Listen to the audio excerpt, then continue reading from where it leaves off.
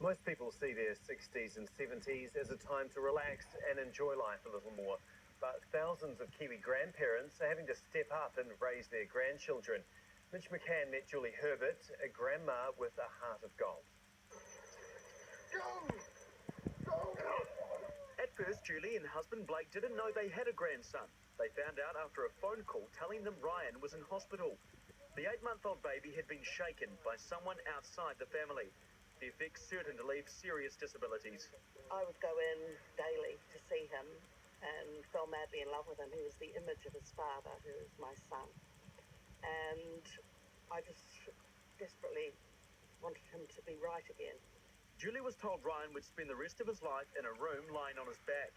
But after deciding to take care of Ryan, now 16, she was determined to change his fate. We never left him by himself. He was never just left to do nothing. He was always being stimulated. And this is the result we've got now, which is amazing.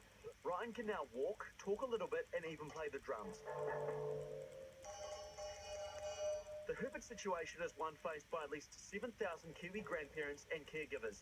They've been supported by the Grandparents Raising Grandchildren Trust. It buys things like school uniforms for kids like Ryan. It even pays for his swimming lessons. It's now receiving a boost from Kiwi actor Bruce Hopkins. I initially thought I'd love to be able to raise something like 50 grand, but I've decided $100,000, thank you. And this will go to supporting the voluntary network, volunteers around the country. Hopkins started walking the length of the country to raise the money. He's hoping to give back to grandparents like Julie Herbert. But just don't call her amazing. Well, I'm not amazing. Ryan's amazing. You know, he was supposed to have no life at all, and he's got at least some semblance of a life now. And that's all thanks to the selfless love of his proud grandparents. Mitch McCann, newshub.